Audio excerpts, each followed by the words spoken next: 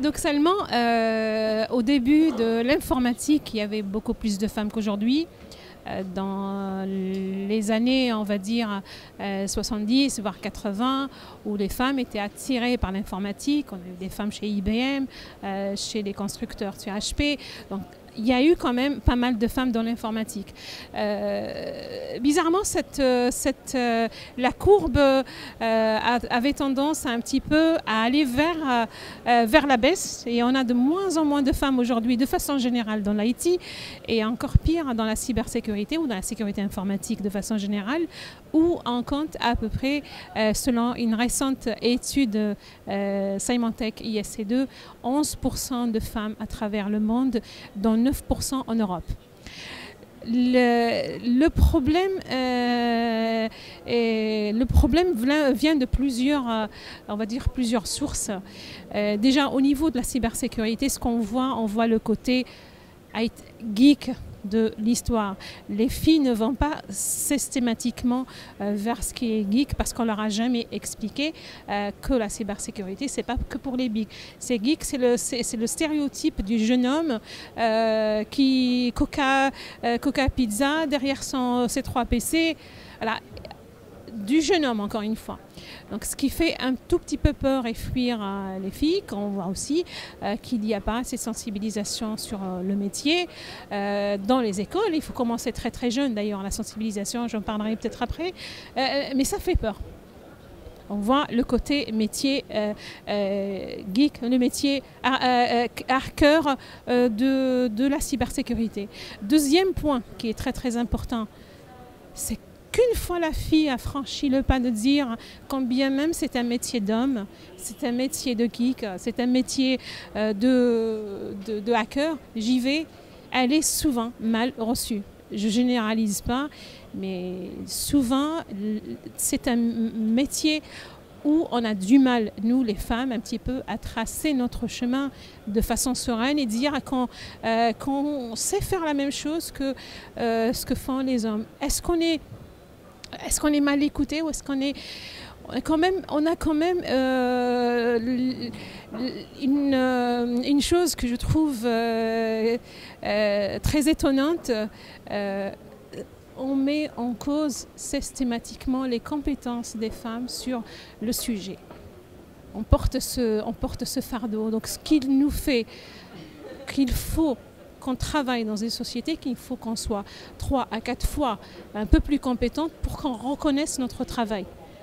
Et je parle en connaissance de cause, j'ai moi-même été victime souvent de certaines actions ou certains actes dans ce sens. Ne serait-ce que quand j'étais dans une société, un grand groupe français responsable d'une équipe réseau sécurité. On était en charge du maintien en conditions opérationnelles, en conditions de sécurité d'ensemble d'infrastructures réseau sécurité, y compris les firewalls, les proxys et le reste. Quand je recevais un appel pour dépanner une situation, c'était « s'il vous plaît, pouvez me passer un ingénieur ?» Oui, je peux vous répondre, je pense avoir les compétences pour répondre. Non, un homme, s'il vous plaît. Je l'ai vécu, donc c'est du vécu. Donc quelque part, oui, il y a 2 axes qui sont importants pour répondre à ta question. Oui, initialement, les femmes n'y vont pas. On voit que le métier n'est pas fait pour eux, c'est un métier de geek. Mais quand elles franchissent le pas, et qu'elle arrive en entreprise, elle est très peu considérée. Je ne généralise pas encore une fois, mais c'est souvent le cas.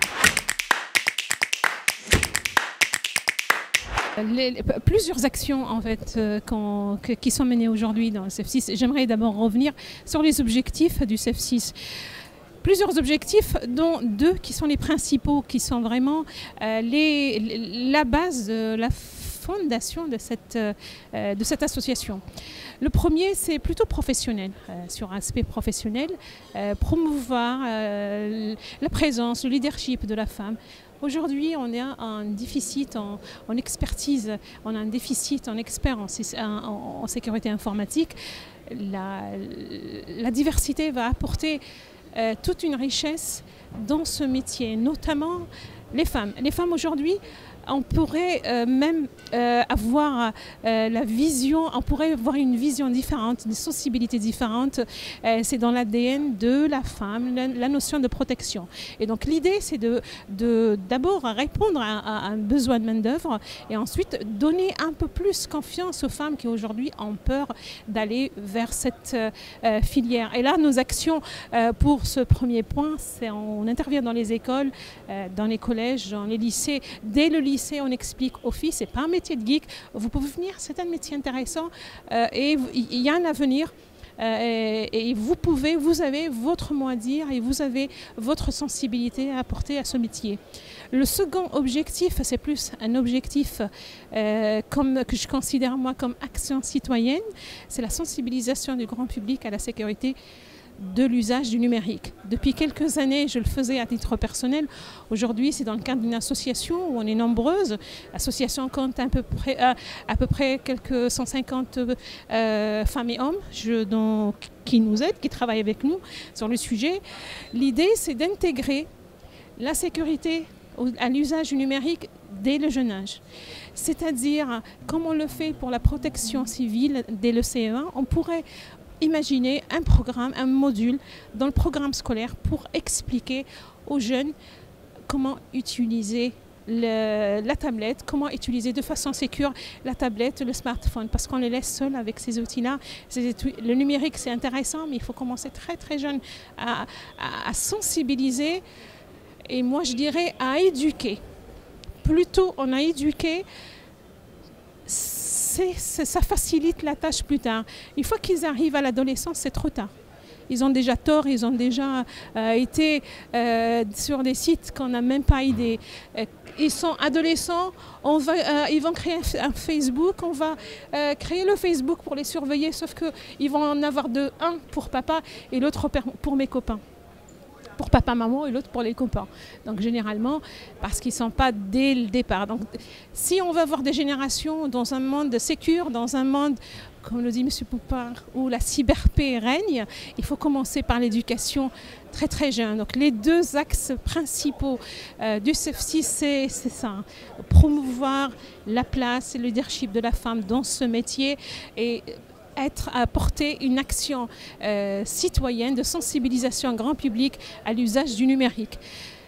C'est intéressant parce qu'en travers ces actions, on a d'autres sous-actions qui arrivent, notamment le mentorat. Donc on coach des femmes et même des hommes à venir vers ce métier, à trouver leur chemin. C'est des expertes sur le sujet qui viennent un petit peu aider, coacher, former vers vers cette voie.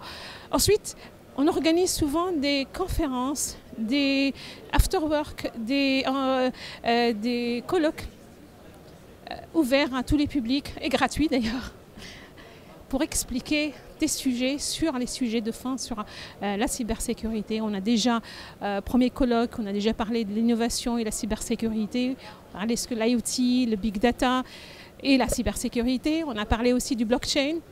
Le troisième colloque était consacré à la cybercriminalité.